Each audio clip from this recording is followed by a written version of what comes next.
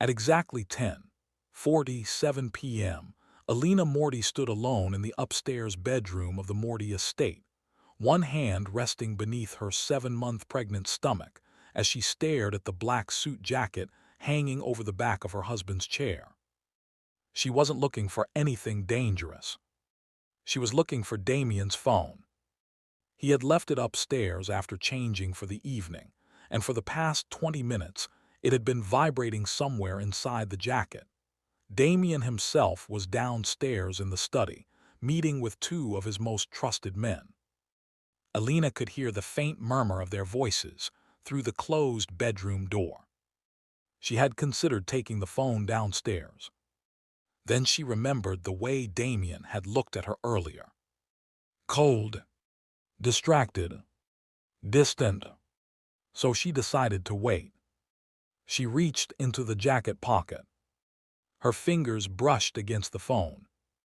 But before she could pull it out, something else caught beneath her fingertips. Something small. Something hard. Something cold. Elena slowly reached deeper into the pocket and pulled out a small black velvet box. She frowned. Damien had never mentioned buying her anything. Not lately. Not when she had spent the past several months asking for the smallest things from him. More time together. More honesty. More affection. She had begged him to come home for dinner. Begged him to stop disappearing until midnight. Begged him to sit beside her during doctor's appointments. And once, when she had been 7 months pregnant and terrified about becoming a mother, she had simply begged him to tell her that everything between them was still okay.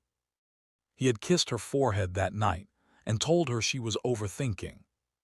So Elena had tried to stop asking questions. She opened the velvet box and forgot how to breathe. Inside was a wedding ring, a delicate diamond band, clearly made for a woman. Elena stared at it for several seconds before her eyes moved instinctively to her own left hand. Her wedding ring was still there. The ring inside the box wasn't hers. Her heartbeat became so loud that she almost couldn't hear the voices downstairs anymore. Slowly, she lifted the ring from the box. There were initials engraved on the inside. DM. Damien Moretti. Her husband. Elena's fingers tightened around the ring. Then she noticed something else. A date. June 14. She knew that date. She remembered it immediately. June 14 was the night Damien had told her he was working late at one of his warehouses. The night she had waited alone for him until nearly 2 in the morning. The night he had refused to explain where he had been. Elena looked back at the ring. June 14. Her stomach tightened. She counted backward. The ring had been made only 3 months earlier. Not 18 months ago when they had married. Not before their relationship. 3 months ago. While she was already pregnant. While she was still wearing the wedding ring Damien had placed on her finger 18 months earlier. Elena slowly lowered herself onto the edge of the bed. For months, she had been asking herself whether there was another woman. Now she was holding something that made the question feel almost ridiculous. There was no longer anything to ask. There was only one question left. Who was the woman Damien had intended to marry? A floorboard creaked somewhere beyond the bedroom. Elena looked toward the door. Then she heard Damien's voice from downstairs. Calm. Deep. Completely unaware. Make sure nobody touches her. Elena froze. Her fingers tightened around the second wedding ring. For the first time since she had married the most feared man in the city, she didn't feel like crying. She didn't feel like begging. She didn't even feel angry. She simply looked down at the ring in her palm and whispered, "I'm done." And downstairs, Damien Moretti had absolutely no idea that the woman who had spent months begging him to choose her had just decided she would never beg again. The silence in the bedroom was no longer passive. It was dense, suffocating, and absolute. Elena sat perfectly still on the edge of the silk duvet, the small black velvet box resting heavy in her lap while the second wedding ring remained pinched between her thumb and forefinger. The platinum band was icy against her skin, a cruel contrast to the feverish heat radiating from her palm. Downstairs, the heavy oak doors of Damien's study clicked shut. Footsteps echoed against the polished marble of the foyer, measured, unhurried, and dripping with the absolute authority of a man who believed every square inch of the city belonged to him. Damien Morty was not a man who rushed. He did not hurry for enemies. He did not hurry for business, and he certainly did not hurry for the pregnant wife waiting upstairs. For months, those heavy, approaching footsteps would have triggered an anxious flutter in Elena's chest.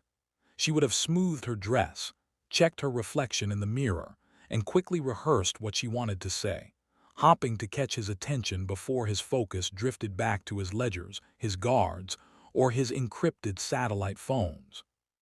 Now, hearing him approach the staircase, her pulse did not accelerate. It flattened out into a long, icy line. She held the ring up to the faint amber glow of the bedside lamp. The craftsmanship was immaculate.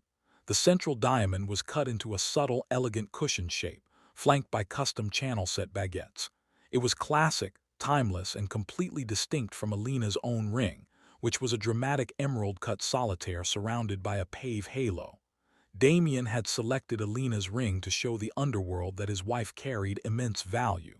But this ring felt intimate. It felt chosen for someone whose tastes he knew deeply, privately, away from the prying eyes of the Morty syndicate. DM June 14. Her mind raced back to that night. It had been a humid Tuesday. Elena had been 4 months pregnant, enduring relentless morning sickness that lingered long into the night. She remembered calling his private line 4 times. The first 3 went straight to voicemail. On the 4th, his right-hand man, Cashin, had answered, his tone smooth and carefully rehearsed. "The boss is tied up in a high-stakes negotiation at the harbor, Mrs. Morty. He won't be back until late." She had stayed awake on the couch until 2:15 a.m., holding a lukewarm mug of chamomile tea, her feet swollen, waiting just to hear him say good night. When he finally walked through the door, smelling faintly of expensive bourbon and rain, he hadn't even looked at her. He had simply placed a brief, mechanical kiss on the top of her head, told her she was overthinking, and walked into his private dressing room. He hadn't been at the harbor. He had been commission buying a second wedding ring. Elena swallowed past the dry lump in her throat, refusing to let a single tear spill over her lashes. Crying was a form of pleading.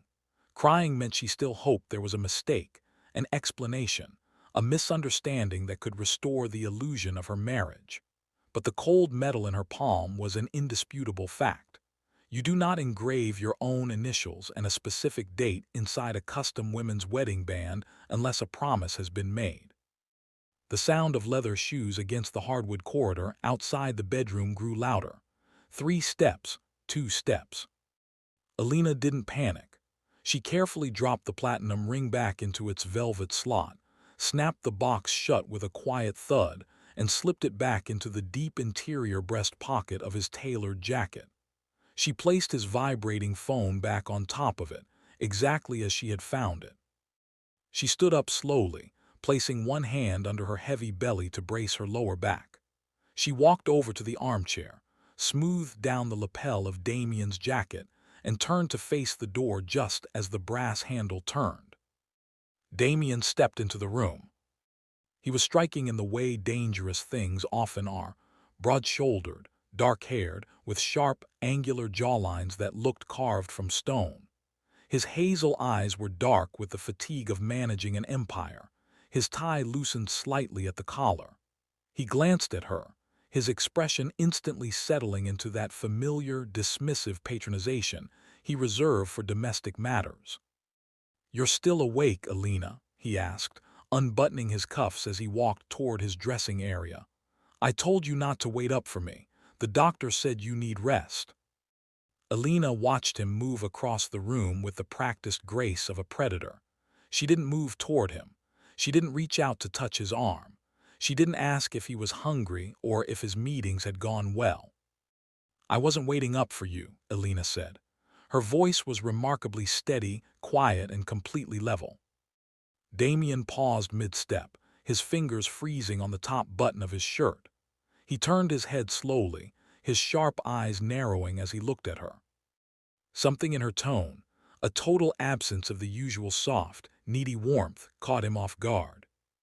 For months, she would have said, "I just wanted to see you before I slept." Tonight, she simply stood her ground, her expression an unreadable marble mask.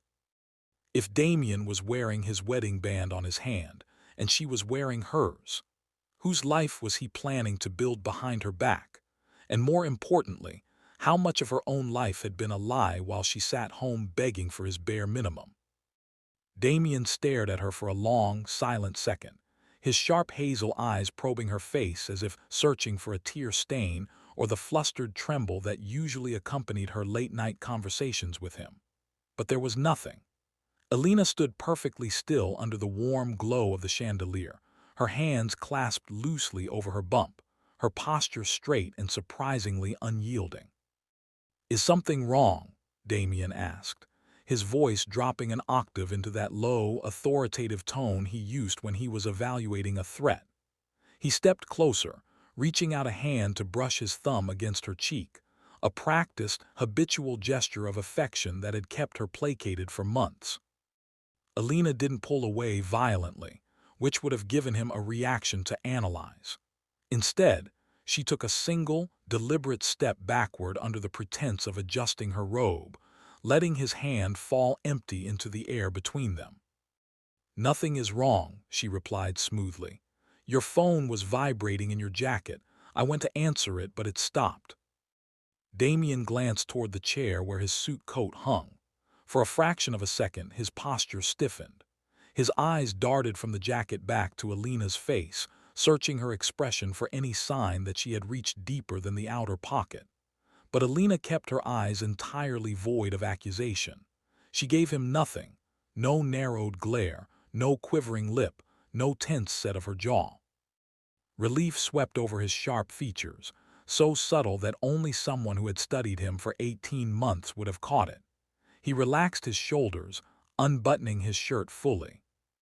"It was just cash-in," Damien said smoothly, turning back toward his closet. "Just confirming shipment logistics for tomorrow morning.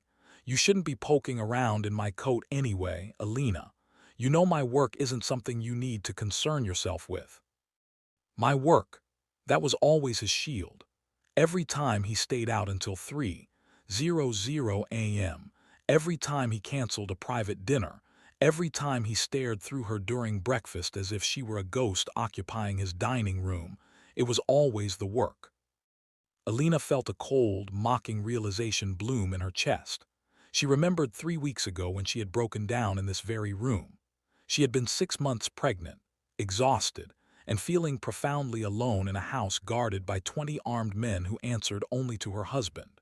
She had sat on the edge of the bed and literally begged him, her voice cracking, tears streaming down her face, just to hold her for an hour without looking at his watch. She remembered how he had looked at her then, with mild annoyance masked as patience, as if she were an overly sensitive child demanding a toy during a business meeting. "Elena," he had said, sitting beside her and patting her knee with clinical detachment, "I provide you with total security, the best doctors in the country, and a life most women would kill for. Stop begging me for romance when I am running an empire." She had felt so small, so guilty for asking for more when he gave her so much material luxury.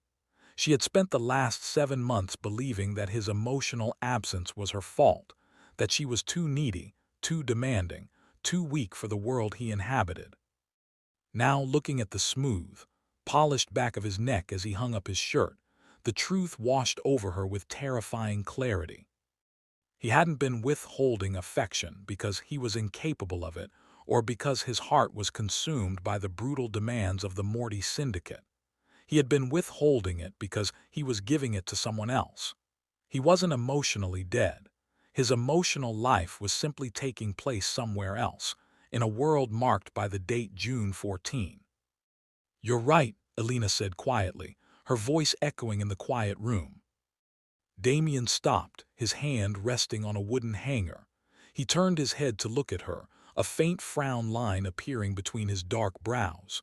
"Right about what?" "About your work," Elena said, meeting his gaze directly.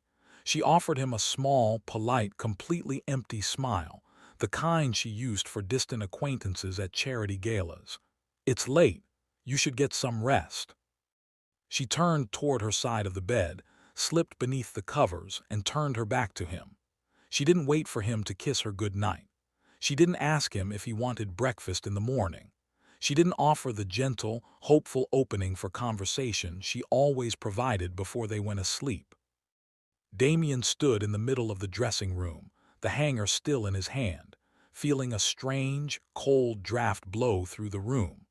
For the first time since he had placed his ring on her finger 18 months ago, his wife hadn't asked him to touch her. By 8:00 a.m. the following morning, the sun was casting long, gold-tinted geometric shadows across the white marble of the breakfast terrace. Usually, mornings were when Elena made her hardest pitch. She would sit across from Damien, drinking her warm milk, gently floating small requests into the conversation. "Would you be home by 6 today? Could we visit the nursery designer together this weekend? Do you have 20 minutes to look at the baby registry?" Every question was a small hook dropped into the ocean, hopping to catch a stray moment of his attention. Today, she sat in total silence, methodically spreading a thin layer of salted butter across a slice of sourdough toast. Damien sat opposite her, his suit jacket already on, 3 encrypted devices sitting beside his silver coffee pot. His thumbs flew across a screen, his dark brows knit in concentration. Yet, despite his focus on the screen, a subtle unease was steadily building in his chest. The silence coming from her side of the table wasn't the heavy, sullen silence of a woman pouting or waiting to be asked, "What's wrong?" There was no underlying tension in her movements, no sharp clinking of silverware against porcelain. She was simply calm, detached, completely self-contained. Damien lowered his phone onto the table, the screen still flickering with coded logistics, and cleared his throat. "Cashin is taking you to your prenatal checkup at 11, Damien said, his deep voice cutting through the quiet morning air. "I won't be able to make it. There's a disturbance with the dockworkers in the northern port that requires my personal presence." In the past, this announcement would have triggered an instant collapse in her posture. She would have set her fork down, looked at him with wounded eyes, and tried to reason with him. "Damien, it's the 3D ultrasound. We were supposed to hear the heartbeat together." Elena didn't even stop chewing. She took a slow sip of orange juice, dabbed the corner of her lip with a linen napkin, and looked up at him with polite indifference. "That's fine," she said simply. "Cashin is more than capable of driving me." Damien stared at her, his hazel eyes narrowed, searching her calm, smooth face for the hidden trap. "You're fine with it. Last week you told me it was crucial I attend this specific appointment." "Last week I was being impractical," Elena replied, her tone as light and pleasant as a weather report. "Your business comes first, Damien. It always has. There's no point in making a fuss over an ultrasound." A cold spike of annoyance pricked at the base of Damien's neck. He wasn't relieved by her sudden compliance. He was deeply unsettled by it. When a woman begged, she was still fighting for position. She was acknowledging your power and asking you to exercise it in her favor. But when she stopped asking entirely, it meant she had rendered your answer irrelevant. "Elena," he began, reaching across the white tablecloth toward her hand. Before his fingers could graze her skin, Elena stood up smoothly, smoothing down the front of her linen maternity dress. "I should go prepare my file for the doctor," she said, giving him a brief, polite nod. "Have a productive day at the port." She turned and walked gracefully back into the house, leaving him sitting alone at the expansive marble table with his cold coffee and his 3 flashing phones. 2 hours later, Elena didn't go straight to her dressing room to prepare for the doctor. Instead, she walked down the private East Wing corridor toward the estate's security and archival office, a room usually restricted to Damien's top brass, but one she had keys to as the mistress of the house. She knew she couldn't simply confront Damien with the ring. A man like Damien Moretti was a master of misdirection. If presented with a mystery, he would construct a narrative to neutralize it. If she wanted the truth, she needed names. The initials were DM, and the date was June 14. Sitting at the heavy mahogany desk, she logged into the estate's private internal registry, the closed network ledger where all custom jewelry purchases, high-value assets, and private vault transfers under the Moretti name were documented for insurance and tax laundering purposes. Her fingers flew over the keys. She filtered by date range, June 1 to June 20. Dozens of transactions appeared: bulk ammunition, real estate acquisitions, offshore wire transfers. Then her eyes caught a line item flagged under a private subsidiary ledger, titled Vanguard Holdings. Item 8849 PL Custom Diamond Platinum Band. Master Jeweler, Atelier Vane, Milan. Commissioned by DM.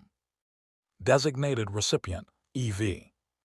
Elena's heart gave a single, hard thump against her ribs. EV. She clicked on the linked PDF invoice. The document expanded across the screen, revealing the full shipping manifest, the insurance valuation, and the delivery address. The ring hadn't been delivered to the estate. It had been delivered to a high-security residential address in the Upper West Side, a luxury penthouse owned entirely by Vanguard Holdings. Below the delivery confirmation was the digital signature of the person who had accepted the package on June 16. Accepted by Elise Vane. Elena froze, the breath locked in her lungs. Elise Vane. The name struck her like an icy bucket of water. Elise wasn't a secret mistress plucked from a nightclub or an anonymous outsider. Elise Vane was the daughter of Julian Vane, the supreme head of the Milanese syndicate and one of the most powerful arms brokers in Europe. More importantly, 6 years ago, before Damien had ever met Elena, Elise Vane had been Damien's fiancée, until a violent turf war had shattered their alliance and sent Elise into hiding in Europe. Everyone in the syndicate believed Elise Vane was dead or permanently exiled. Elena leaned back in the leather chair, staring at the screen as the pieces of the puzzle began to violently snap together. 3 months ago, while Elena was struggling through her second trimester, begging her husband to come home for dinner, Damien hadn't just been having a sordid affair. He had brought his former Mafia royalty back into the city, bought her a second wedding ring, and housed her in a private stronghold. The question was no longer who is the ring for. The question was now infinitely more dangerous. Why is the master of the Moretti syndicate secretly preparing to marry another woman while his current wife carries his heir? By 6:00 p.m., the sky above the estate had turned a bruised, stormy purple. The heavy velvet drapes in Damien's private library were drawn against the looming rain, casting long, dark shadows across the leather-bound books and dark mahogany furniture. Damien sat at his desk, swirling an inch of amber scotch in a crystal tumbler. He was unnerved. All afternoon, during his meetings at the docks, his focus had slipped. His mind kept drifting back to the breakfast table, to the cold, pristine composure of his pregnant wife. When the library door clicked open, he looked up immediately. Elena walked in. She was wearing a simple slate-gray dress that clung softly to her bump. Her hair was pulled back into a neat, elegant twist, revealing the sharp, high line of her cheekbones. There were no tears in her eyes, no trembling hands, no hesitant steps. She walked straight to his desk, reached into her pocket, and set a small, heavy object on the dark wood directly in front of him. Snap! The black velvet box sat open between them. Sitting in the center of the white satin cushion was the custom platinum band, the central diamond catching the dim ambient light of the desk lamp. Damien's glass froze midair. For the first time since Elena had known him, a look of genuine, unfiltered shock flashed across his face, a momentary slip of the mask before his features slammed shut into an impenetrable vault. He slowly set his scotch glass down, the ice clinking softly against the crystal. His hazel eyes rose to meet hers, cold and calculated. "Where did you find this?" he asked softly. His voice didn't contain anger. It was the low, dangerous tone he used when evaluating a breach in his security perimeter. "In your coat jacket last night," Elena replied, her voice smooth, level, and entirely stripped of emotion, "while you were downstairs managing your empire." Damien leaned back in his leather chair, steepling his long fingers. He didn't stammer. He didn't offer a frantic excuse. He was a master tactician, and he treated the revelation like a tactical complication on a chessboard. "Elena," he began, his voice taking on a low, soothing cadence, the tone a man uses to calm a high-strung horse. "You are jumping to conclusions about things you do not understand. My world involves complex alliances, old debts, and strategic maneuvers that have nothing to do with our household or our marriage." "Strategic maneuvers," Elena echoed. She let out a small, soft breath that was almost a laugh, though her eyes remained as cold as glass. "Is that what you call Elise Vane?" Damien's posture went rigid. The air in the library instantly dropped 10 degrees. His hazel eyes snapped wide, a lethal edge flashing deep within them. "How do you know that name?" he demanded, his voice dropping into a harsh, commanding rasp. "You left a paper trail in the Vanguard Holdings ledger," she answered, looking down at him with a quiet, devastating clarity. "You bought a ring for the daughter of the Milanese head. You engraved DM and June 14 inside it, the night you told me you were dealing with a harbor crisis, while I sat up until 2 in the morning waiting for you." Damien stood up slowly, his tall frame looming over the desk, trying to reassert his overwhelming physical presence. He placed his hands flat on the mahogany desk and leaned forward. "Listen to me very carefully, Elena," Damien said, his voice tightly controlled. "Elise Vane being in this city is a matter of syndicate security. Her father died 3 months ago. Her clan fractured. If rival families find out she is here, it triggers an open war across 3 territories. The ring, the penthouse, it is part of a legal cover, a protection contract to secure her father's arms network under the Morty flag." He reached out, his big, calloused hand reaching to cover hers. "It is business, Elena. It has nothing to do with my feelings. You are my wife.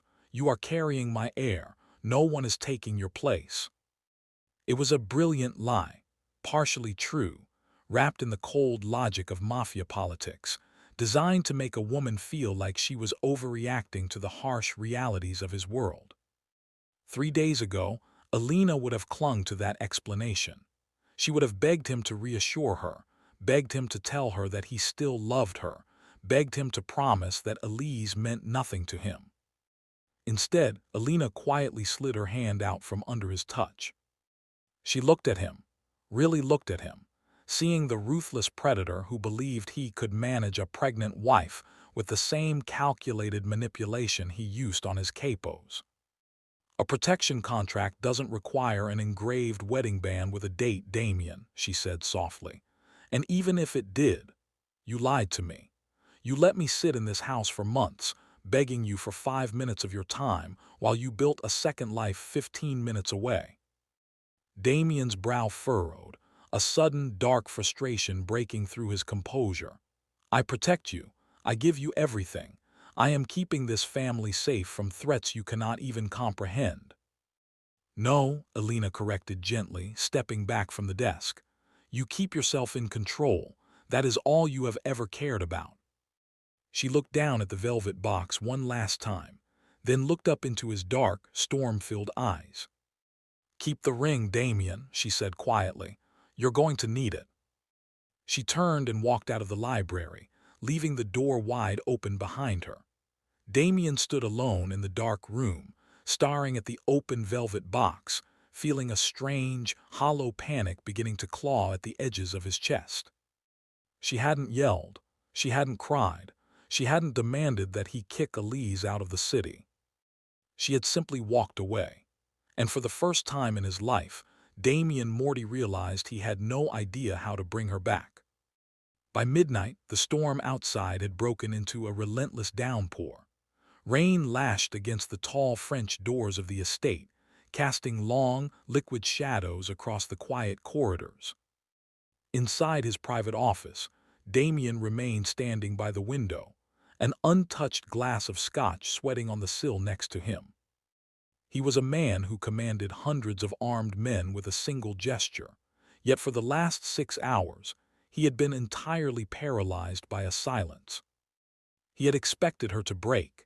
In his world, women who discovered painful truths reacted with volatile emotion. They wept, they demanded answers, they threw things, or they packed bags in dramatic displays of anger. Every emotional outburst was a lever he knew how to operate, a storm he could weather with stoic patience until the grief spent itself and he could re-establish order.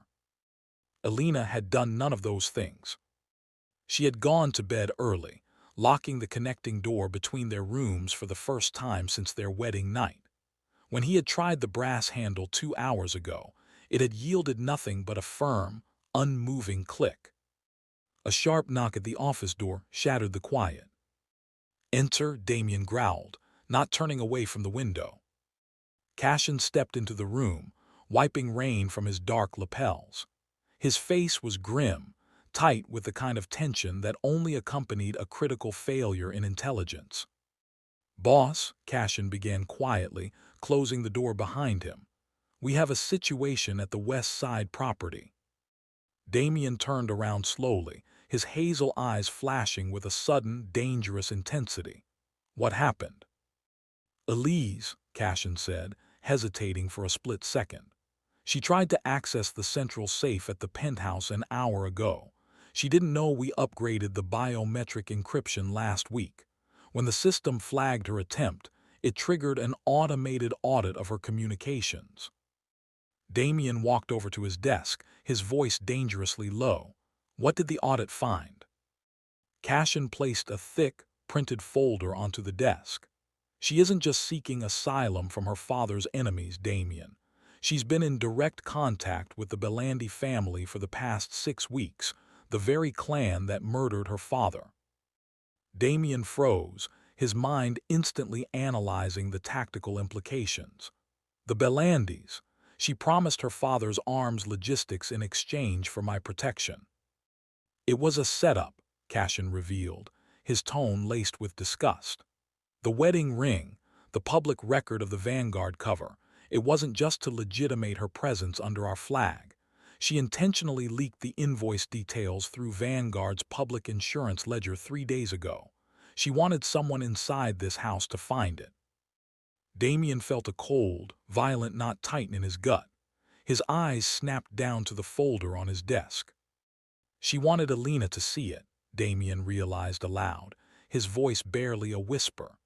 She knew if Elena found out, it would create an internal fracture, a distraction at the top of the Morty leadership while the Belandis moved on the northern docks. "It gets worse," Cashin added quietly. "Elise didn't just leak the receipt. She sent a private message to Mrs. Morty's personal encrypted pad this afternoon, right before you returned from the harbor." Damien grabbed the folder, ripping it open. Inside was a transcript of an intercepted text message sent from an anonymous burner line straight to Elena's tablet at 4:15 p.m. "He bought me the ring on June 14th while you were sitting home alone. He's never stopped loving me, Elena. You were just the quiet, compliant girl he married to produce a quiet heir. Ask him about the house in Milan." Damien let the paper drop from his hand. A cold wave of sickening realization washed over him. When Elena had stood in his library earlier that evening holding the velvet box, she hadn't just discovered a ring in his coat. She had been sitting on a toxic lie fed directly to her by an enemy playing on her deepest, most painful insecurities. The very insecurities Damien himself had spent 7 months cultivating by ignoring her, dismissing her, and telling her she was overthinking. He had thought he was playing a masterclass of political chess, using Elise Vane to secure an arms network, while keeping his pregnant wife safely insulated in a gilded cage. In reality, he had been played like a fool. He had left his wife completely unguarded, not against bullets, but against the agonizing humiliation of believing her husband regarded her as nothing more than an incubator for his bloodline. "Damien," Cashin asked carefully, "should I send a team to secure Elise?" "No," Damien said, his voice dropping into a register so dark it made even Cashin stiffen. "Take 4 men, lock down the west side penthouse, put her in the holding room below the docks. I will handle her personally tomorrow." "And the Bellandis?" "Let them move on the docks," Damien spat, his hands clenching into tight fists at his sides. "They're entering a kill zone they won't walk out of." Cashin bowed his head and quickly exited the office, leaving the door slightly ajar. Damien stood alone in the center of the room. For the first time in his life, the vast power of his syndicate felt completely useless. He had neutralized the external threat in 30 seconds with a few cold orders. But as he looked down the long, dim hallway toward the locked door of his wife's bedroom, he realized the real destruction had already taken place. Elena hadn't stopped begging because she was angry. She had stopped begging because she believed the lie, because he had given her every reason to believe that his heart belonged to another woman. The morning broke over the estate in a blanket of heavy, gray fog. Downstairs, the quiet efficiency of the house continued as usual, servants moving silently through the corridors, armed men stationed discreetly near the perimeter, and the low hum of encrypted radios echoing from the security office. In the master suite, Elena sat by the floor-to-ceiling windows, watching the mist cling to the manicured gardens below. Her suit jacket and small overnight bag sat packed near the closet door. She felt surprisingly light. For 7 agonizing months, her mind had been a chaotic storm of constant self-doubt. Is he coming home? Did I do something wrong? Why doesn't he look at me? Am I not enough? It was an exhausting, relentless mental torture, a slow erosion of her dignity as she constantly tried to shrink herself into whatever quiet, unobtrusive space Damien left behind for her. Now that storm had cleared, replaced by a vast, absolute stillness. The discovery of the ring and the anonymous text message that had followed it hadn't broken her heart. It had shattered the golden cage she had built around her own mind. A soft, heavy knock sounded at the adjoining door. Elena didn't startle. She didn't jump up to hide her bag. She simply took a slow breath, resting her hand over her baby's steady kick, and watched as the heavy brass latch slowly turned. Damien stepped into the room. He looked terrible. His dark hair was slightly unkempt, the top buttons of his black shirt undone, and the sharp contours of his face looked hardened by a long, sleepless night. His hazel eyes, usually cold, analytical, and dominant, were bloodshot and burning with a frantic, restless energy. He stopped in his tracks the moment his eyes landed on the small, neatly packed leather bag sitting by the wardrobe. "What is that?" Damien's voice was low, raspy, and dangerously strained. Elena didn't flinch. She sat calmly in her velvet armchair, looking up at him with an unreadable expression. "My things," she replied quietly. Damien took 3 long, aggressive strides across the room, closing the distance between them. He stood over her, his tall, imposing shadow enveloping her completely, trying to use the sheer weight of his presence to force her back into alignment. "You aren't going anywhere, Elena," he said, his voice dropping into a harsh, unyielding growl. "I spent the entire night tearing the west side penthouse apart. Elise Vane is in a holding cell under the docks. She was playing both sides with the Bellandis. The text message she sent you, the story about the ring and Milan, was a calculated lie designed to destroy this house from the inside. He reached into his pocket, pulling out a printout of the intercepted transmissions and thrust it toward her. Look at it. It was a setup. She used my insurance registry to leak the receipt to you.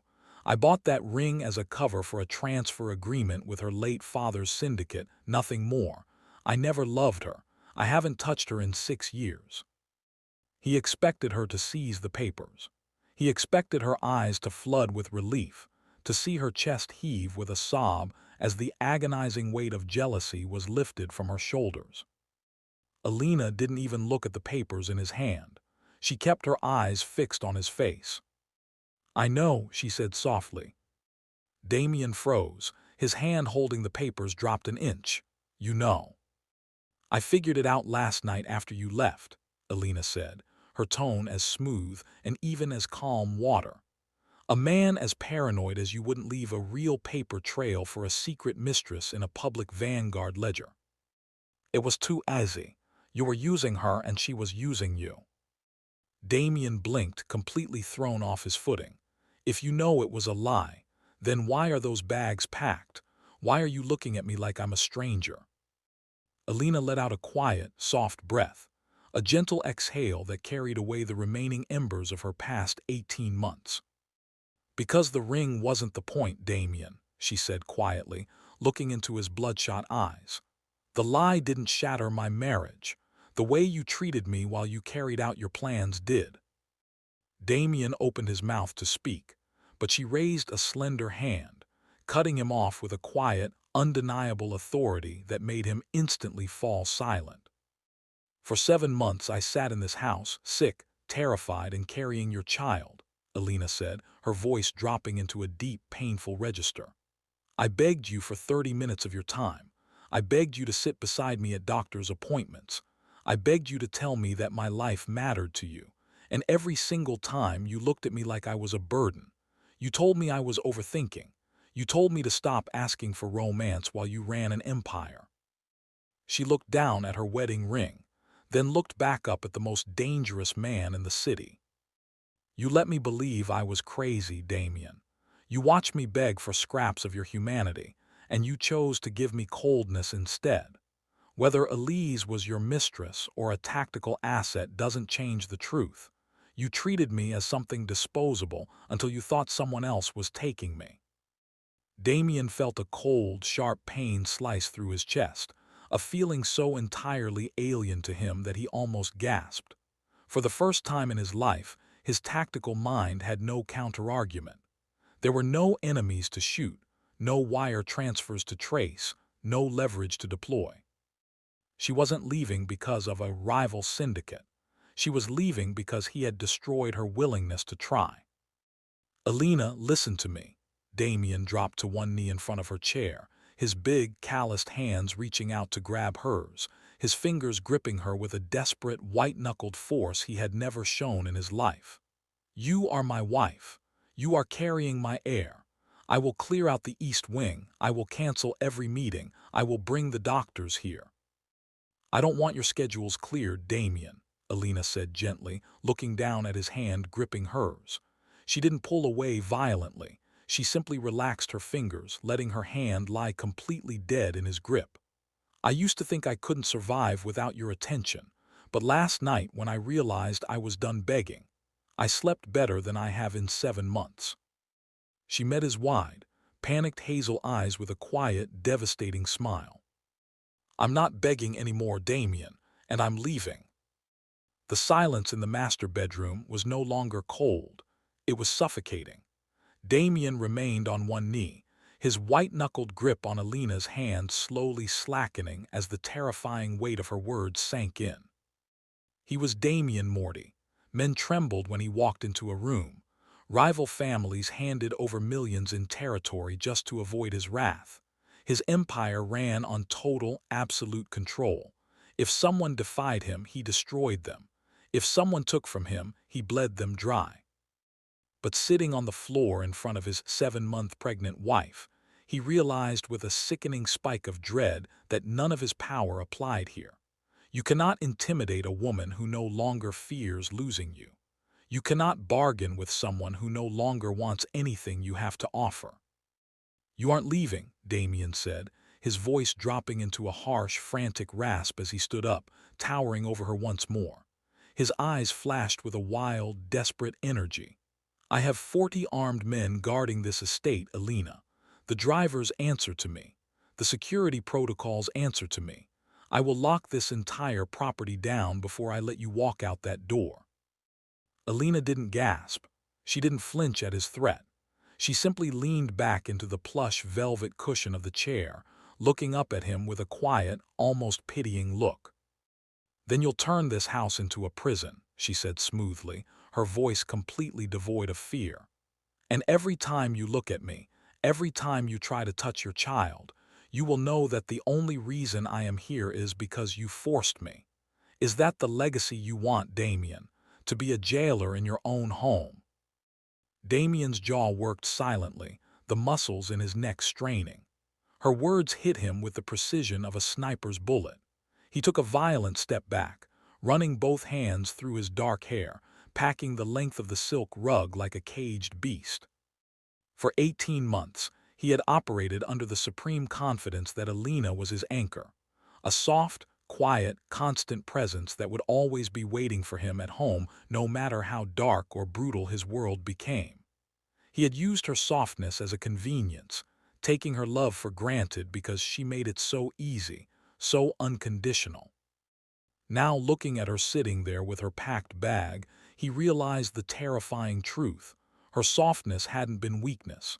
It had been a gift, and he had crushed it until there was nothing left but ice. "Where would you even go?" Damien demanded, his voice cracking slightly around the edges, a rare, naked display of vulnerability that made his own throat feel tight. "Your family is in Florence. The Bellandis know who you are. The moment you step outside these gates without my security detail, you become a target." "I'm not going to Florence," Elena replied calmly. She reached into her small handbag and pulled out a single folded sheet of paper, setting it on the glass side table between them. "I signed a lease on a small cottage near the coast, 3 hours south. It's under my maiden name, funded entirely by my own personal account. I have hired 2 private security guards, ex-military, completely unaffiliated with the Morty syndicate." Damien stared at the paper as if it were a coiled, venomous snake. "You planned this." "I planned for my survival," Elena corrected gently. "I am not taking your child away from you, Damien. You can see the baby after it's born. You can pay for whatever medical expenses you feel obligated to cover. But as for me, I am no longer your wife in anything other than a legal document." "Elena, please." The word tore out of Damien's chest before he could filter it. Please. It was a word he hadn't uttered in 15 years. Not to rival bosses, not to dying men, not to his own father. Elena stood up slowly, using the armrest to support her weight. She picked up her small leather bag, draped her coat over her arm, and looked him directly in the eyes. "Goodbye, Damien." She didn't run. She didn't look back. She walked past him, her head held high, her small overnight bag hanging from her hand. Damien stood paralyzed in the center of the room. He heard her footsteps echo down the grand hallway. He heard the quiet hum of the private elevator descending to the garage. Downstairs, Cashin and the guards didn't stop her, because Elena walked with the absolute, quiet authority of a woman who had already freed herself, and no man in that house dared put his hands on the boss's pregnant wife. A moment later, the heavy iron gates at the edge of the estate groaned open, and a single black sedan pulled out into the gray morning fog. Damien walked slowly to the floor-to-ceiling windows, watching the red taillights vanish down the winding drive until there was nothing left to see. The king of the city stood alone in his empty palace, surrounding himself with hundreds of armed men and millions of dollars, realizing that the one woman who had loved him without needing his power had just walked away forever. For 3 agonizing weeks, the Morty estate was bathed in a suffocating, lethal silence. The atmosphere in the city's underground networks had shifted violently. Word spread through the alleyways, docks, and high-rise boardrooms like wildfire. Damien Morty had gone completely cold. He had executed Elise Vane's co-conspirators in a brutal, single-night sweep that wiped out the Belandi proxy operations across 2 territories. He moved like a ghost through his own empire, striking down threats with a terrifying, mechanical efficiency that left even his most hardened capos unnerved. Publicly, the Morty Syndicate had never been more powerful, its borders fortified by blood and iron. Privately, its master was bleeding out from the inside. Damien sat in his dark car parked 300 yards down a narrow, coastal road, 3 hours south of the city. The rain misted over the windshield of the unbranded SUV. Through the blur of the falling water, his eyes were locked on a small, white-shingled cottage nestled against the gray, rocky shoreline. Cashin sat quietly in the driver's seat, his hands resting on the steering wheel, his eyes glancing occasionally at his boss through the rearview mirror. "The perimeter is entirely secure, boss," Cashin reported in a low, respectful voice. "We have 6 discreet units posted along the tree line and 2 patrol boats positioned half a mile off the coast. The private security team she hired is competent, but our men are keeping them entirely insulated from any regional traffic. She hasn't been followed." Damien didn't answer. He couldn't take his eyes off the warm, amber glow spilling from the cottage's front window. He saw her. Elena walked past the window, her silhouette framed by the soft light.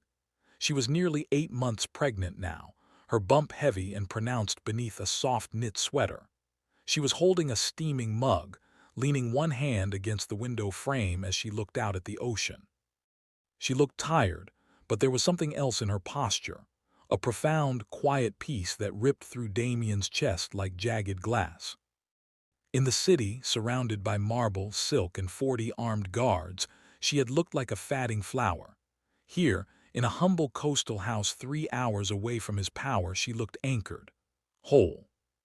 For 21 days, Damien had tried to convince himself that this was a temporary retreat, that her pregnancy hormones, combined with the stress of the Elise Vane situation, had driven her to seek isolation. He had told himself she would get lonely. She would miss the luxury, the protection, the grand scale of her life as his queen.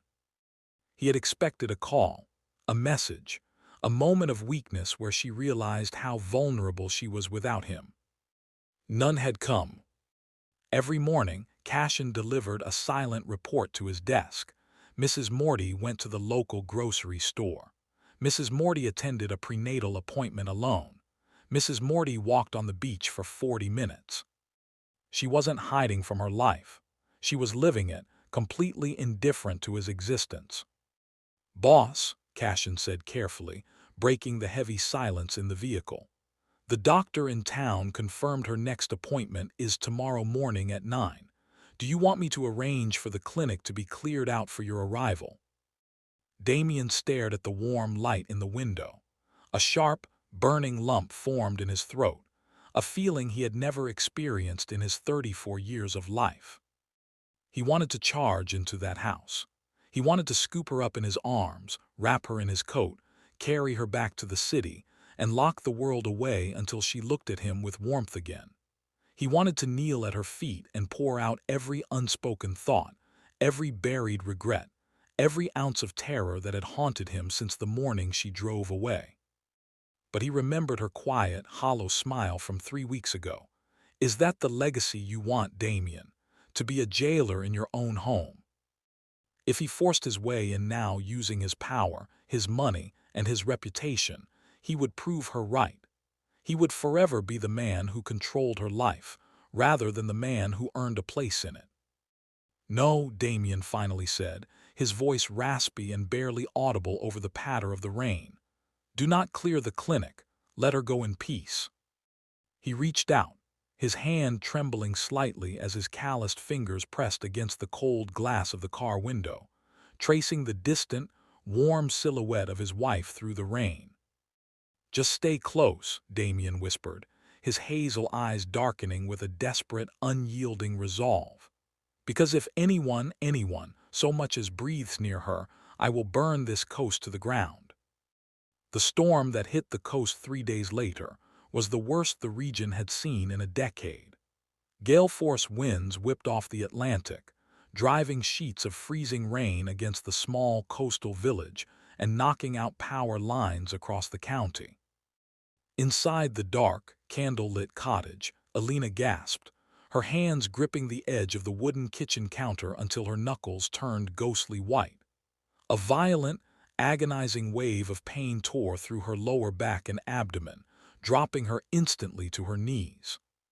She panted heavily, her forehead resting against the cool floorboards. She reached for her phone on the counter, but the screen displayed a grim notice: no service. Her water had broken 20 minutes ago. She was only 35 weeks along.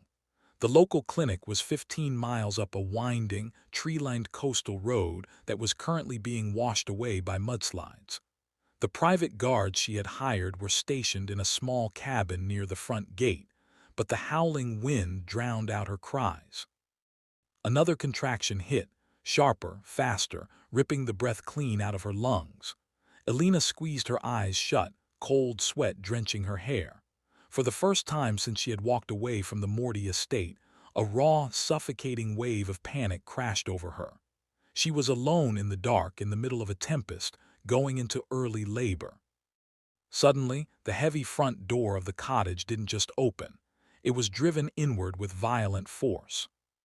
Through the roaring wind and rain stepped a towering figure wrapped in a drenched leather coat. Damien. He didn't look like the ruthless, untouchable Mafia don whose name commanded terror across the eastern seaboard. His hair was plastered to his forehead, his suit soaked through, his face pale with a frantic, unbridled terror that Elena had never seen on another human being. Elena. His deep voice cracked, a raw, desperate shout that echoed over the thunder. He dropped to his knees beside her on the cold floor, his massive, trembling hands hovering over her before gently, reverently gathering her into his arms. "I'm here," Damien breathed, his voice shaking violently as he pulled her against his chest, shielding her from the draft with his body. "I'm right here. I've got you, sweetheart, I've got you." Elena gripped the wet lapels of his coat, another searing pain twisting her body. "Damien, the power, the roads." I know," he murmured frantically, brushing her wet hair away from her face, his lips pressing desperate, feverish kisses against her temple, her cheek, her forehead. "I have a medical transport team at the bottom of the hill. The storm washed out the main road, so I walked up the ridge. I'm taking you to the hospital." Elena looked up into his face by the flickering candlelight. The cold, calculated mask of the Moretti king was entirely gone, burned away by the tempest outside. In its place was just a man, a terrified, desperate man weeping openly as he held her, his hazel eyes wide with a profound, shattering devotion. "Damien," she whispered, her voice weak as another wave subsided, "why are you here?" Damien looked down at her, his big hands trembling as he cradled her head. Tears tracked down his cheeks, mixing with the rain on his skin. "Because I am nothing without you," Damien rasped, his voice breaking completely as he laid his soul bare in the dim candle-lit room. "I thought power was keeping control. I thought keeping you safe meant keeping you in a cage where nothing could touch you. But these last 3 weeks, living in a world where you don't look at me, where you don't want me, it was hell, Elena." He leaned down, pressing his forehead against hers, his breath ragged. "You begged me for 7 months to choose you," Damien sobbed quietly, his broad shoulders shaking. "And I was too arrogant, too blind to see that you were the only real thing in my life. I don't care about the syndicate. I don't care about the empire. If I lose you, I have nothing. Please, just let me save you. Let me earn the right to be your husband again. I will spend the rest of my life begging you." Elena stared into his eyes, seeing the absolute, shattered truth of his heart. The ruthless Don was gone. Only the man who loved her remained. She didn't make him a promise. She didn't grant him instant absolution. But as another heavy contraction seized her body, Elena tightened her fingers in his damp shirt and buried her face into the crook of his neck. "Take me to our baby," she whispered. Damien scooped her up into his arms, holding her close against his heart, and carried her out into the storm. 2 weeks later, the morning light pouring into the private wing of St. Jude's Hospital was soft, gold, and completely untainted by the storm that had ravaged the coast. The room was pristine, quiet, and filled with the gentle, rhythmic hum of a heart rate monitor. Sitting in a plush rocking chair by the sunlit window was Elena, holding a tiny, swaddled bundle wrapped in a cream-colored cashmere blanket. Their son, Leo, had arrived 5 weeks early, but he was healthy, strong, and possessed a quiet, watchful pair of dark eyes that belonged entirely to his father. On the mahogany table beside the bed sat a simple, unadorned platinum wedding ring, Elena's original band, resting beside Damien's own. They hadn't been worn since the night in the coastal cottage. The heavy oak door to the suite clicked open softly. Damien stepped into the room. He didn't carry the sharp, terrifying aura of the man who ran the most dangerous syndicate in the Northeast. He wore a simple dark sweater, his sleeves rolled up to his forearms, his jaw carrying a rough dusting of dark stubble. He looked like a man who hadn't slept a full night in 14 days, because he hadn't. He had slept on the small leather sofa in the corner of her room every single night, waking up at the slightest whimper from either his wife or his newborn son. He stopped near the edge of the rug, hesitating. He didn't stride in like he owned the room. He stood quietly, waiting for her silent invitation. Elena looked up from the baby's face and offered a gentle, tired nod. "You can come closer, Damien. He's awake." Damien let out a quiet breath, stepping toward the chair. He sank slowly onto his knees beside her, his tall frame bending small to match the scale of the moment. He reached out a big, calloused finger, a finger that had signed executions and managed millions, and let tiny Leo wrap his microscopic hand around it. A quiet, watery smile touched Damien's lips before he looked up at Elena. His hazel eyes were filled with an intense, quiet reverence. "The doctor said you're being discharged this afternoon," Damien said quietly, his deep voice carrying a tentative, gentle edge. "The private estate in Tuscany is ready if you want to leave the country. The coastal cottage has been fully repaired and upgraded with independent power grids. Or, the main estate in the city has been completely cleared. No guards inside the living quarters. No business calls, just us." He paused, his chest heaving with a slow, controlled breath. He didn't demand. He didn't order.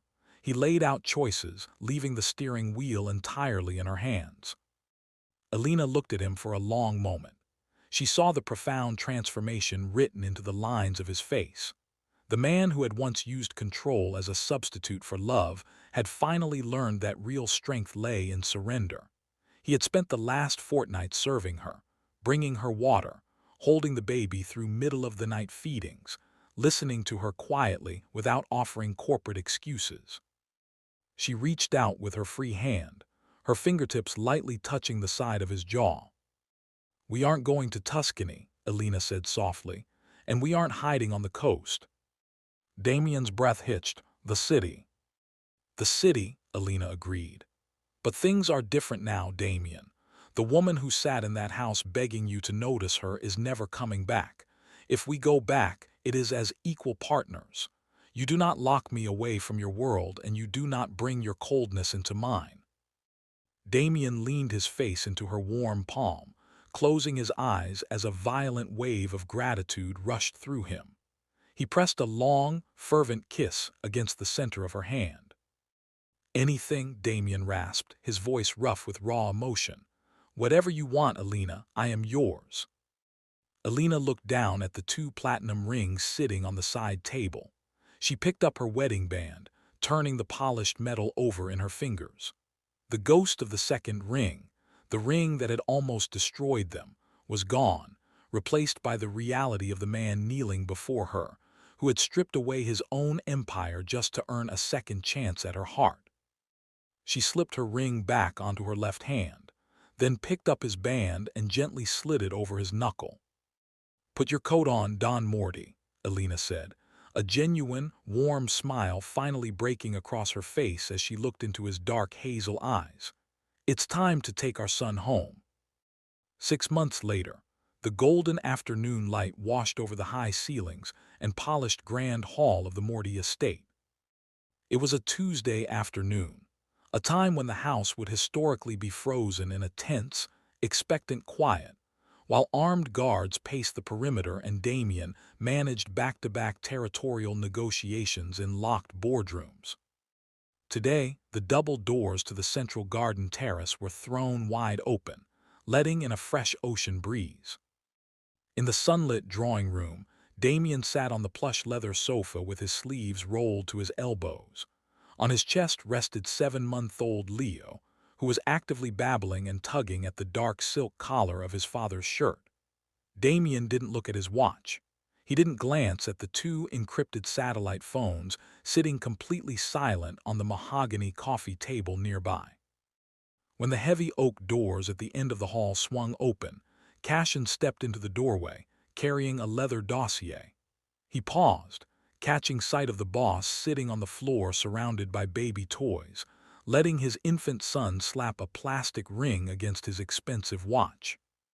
"Boss," Cashin said quietly, keeping his voice subdued. "The commission heads from the Northern Territory are in the lower conference room. They're demanding an answer regarding the new logistics corridor." In the past, Damien would have stood up instantly, shoved his phones into his pocket, and left the room without a backward glance. Damien didn't even look up from his son. He gently shifted Leo into the crook of his arm, adjusting the baby's blanket. "Tell them to wait," Damien said, his voice deep, smooth, and absolute. "Or tell them to leave the proposal on Cashin's desk. I will review it tomorrow morning during my scheduled operational hours." Cashin blinked, clearly still adjusting to the seismic shift that had taken place at the head of the Morty Syndicate over the past half-year. "They've been waiting for 40 minutes, Damien. They're getting restless." "Then let them be restless," a quiet, smooth voice echoed from the doorway. Elena walked into the drawing room, wearing a tailored cream trouser suit that radiated effortless grace and power. She held a cup of tea in one hand and a thin tablet in the other, a device containing full administrative access to the syndicate's public real estate and investment holdings, a sector she now personally directed. She didn't stand in the background anymore. She didn't wait for permission to enter a room. Cashin immediately bowed his head with genuine respect. "Mrs. Morty." Elena offered him a polite nod. "If the Northern Capos have an issue with the timing, Cashin, tell them they are welcome to submit their grievances directly to my office before 4 o'clock. Otherwise, my husband is busy with his family." Cashin hesitated for a single second, looking between the quiet, unyielding composure of the wife and the lethal, absolute calm of the husband, who was looking up at her with undisguised adoration. "Understood, Mrs. Morty," Cashin said, stepping back and quietly closing the heavy double doors behind him. The room returned to a soft, warm quiet. Damien set Leo down on the play mat, then stood up and walked over to Elena. He reached out, his long fingers gently resting on her waist, drawing her flush against his chest. He leaned down, pressing his lips against the warm junction of her neck and shoulder, inhaling the comforting scent of jasmine and rain that belonged entirely to her. "You're taking over my territory, Mrs. Morty," Damien murmured, his voice a low, gravelly rumble against her skin. "Someone has to keep your capos in line," Elena replied softly, setting her tea down and winding her arms around his neck, looking up into his dark hazel eyes. "And besides, you promised me equal partnership." "I did," Damien whispered, his thumb lightly tracing the high line of her cheekbone. "And it's the best decision I ever made." He looked down at her left hand, where her platinum wedding band caught the afternoon light. There were no longer any secrets between them. No second rings, no hidden lives, no desperate begging in empty hallways. The most feared man in the city had built an empire through bloodshed and force, but standing in the quiet warmth of his home, he knew the only true conquest of his life was the moment he stopped trying to control the woman he loved, and finally learned how to earn her choice every single day.